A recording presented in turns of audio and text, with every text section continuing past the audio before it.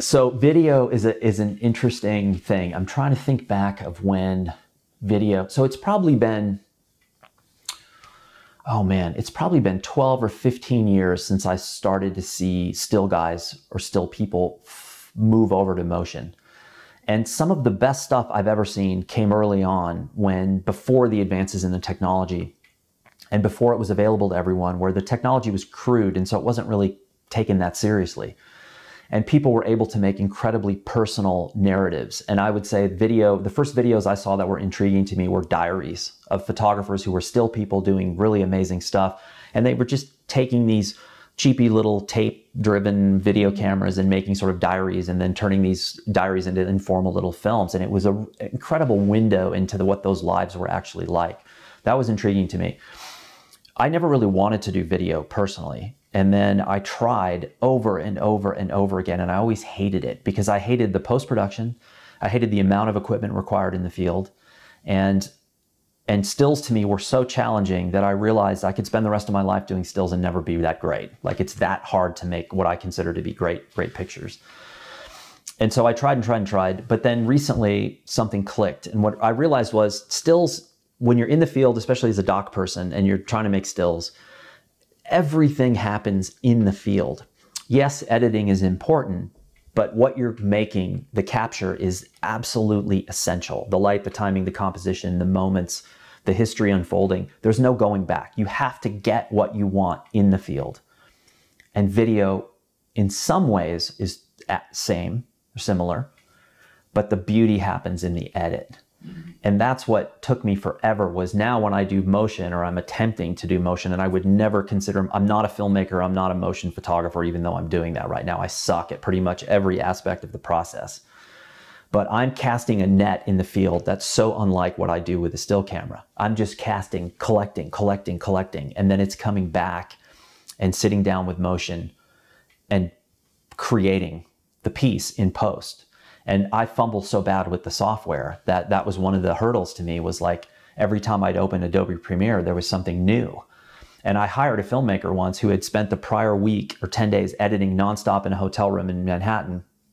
I'd flown back to California. I'd hired him the day he got back, and he opened Premiere and he goes, "Oh, hang on a minute. It's different. They changed it. I need a few minutes to like figure out where everything is now."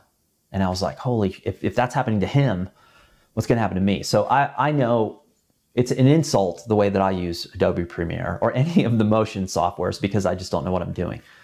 But I think the strength that still people have, especially accomplished still people, is you know how to tell stories and you know what you want in the field. You may not, like me, I may not know how to get it technically, but I know how to tell a story and I know what I want it to look like. And that is a real key, because I often see a lot of people making videos, and video is a perfect example. YouTube's a perfect example.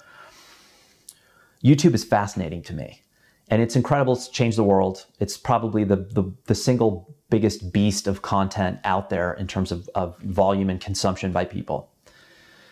And 99% of what you see is a copy of a copy of a copy of a copy, because YouTube and social and motion is about building content or building an audience. It's not necessarily about making great content.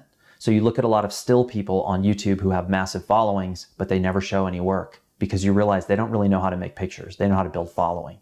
So it's rare to get someone who can do both of those things, who makes great work but can also build a following. Those people are interesting. Motion is obviously here. It's not going anywhere. Having said that, stills is a very specific skill set that takes years to hone and develop. So I see a lot of young people coming in, and they're incredible because they can do 10 things fairly well. They can design, they can edit, they can do web design, they can do graphic design, they can shoot motion, they can do social media, and they can shoot stills. They may not be great in any of those things, but they're pretty damn competent with all of those things. You know, you see, when I got out of school, you'd see a job offering or job posting for graphic designer or a web designer or a publication designer. Those were separate jobs. And I remember before I left California the first time, I remember seeing a job opening that a friend sent me that was basically 10 jobs in one. It was motion, stills, copy editing, graphic design, web design, publication design, all for one salary. And I was like, oh my God. And they weren't looking for a genius. They were looking for, you know, fast food. They were looking for somebody who can competently do all those things. Motion to me is kind of endless. And I mean, my wife worked in Hollywood for the last 5 or 6 years of her career. So through her, I was able to sort of learn more about DPs and cinematographers and being able to identify someone by their visual footprint. So a good cinematographer is like a good still person, where immediately identifiable work. And if you can ever get to that point in your career where you can make work that is consistently identifiable with no explanation, no captions, no title, you can walk into a gallery and say, I know who did that. Or I can watch a Roger Deakins film where I see, you know, No Country for Old Men, or I see Sicario, where you see those opening scenes and you go, that's Roger Deakins. I know who the DP is. That to me is fantastic. That is what everybody should be after.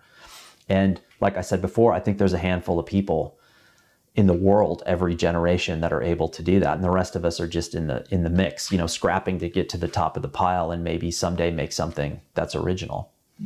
And motion, I love the fact that things are getting smaller and less expensive. And I'm a complete loner. I don't like working with other people. That's probably one of the reasons why I quit working as a photographer. I just like working by myself. So if someone came to me and said, hey, we'll assign you, you know, we love what you do motion-wise, we'll give you a DSLR crew, I would say, no, I don't want it. I'd rather make low quality, you know, poorly executed technically stuff on my own than I would working with other people. So a friend of mine's a really good filmmaker. He has a company called Media Storm, Brian Storm. And I saw him probably 2 years ago. He gave a talk at Stanford.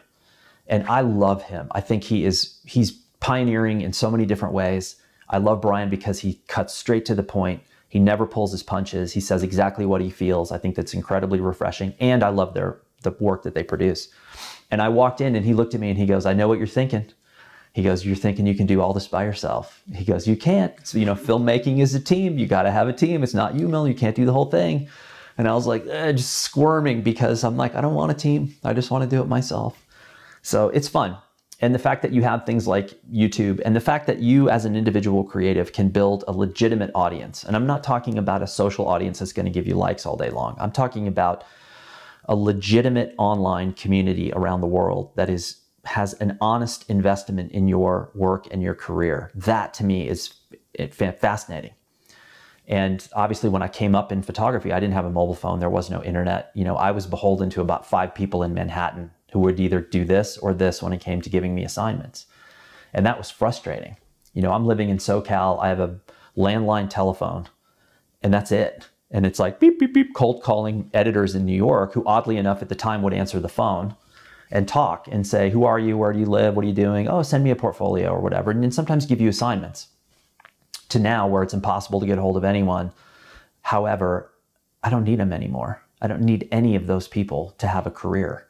And that is really cool because the thing is, outside in this community right here, within eyeshot of where we are, I guarantee you there is someone more talented than you and I would believe, who doesn't know they're that talented, who if they chose or chose to do so could become something else. And I say that after working for Blurb for 10 years. And Blurb has a bookstore where you can sell your books. And there's a section like just new arrivals.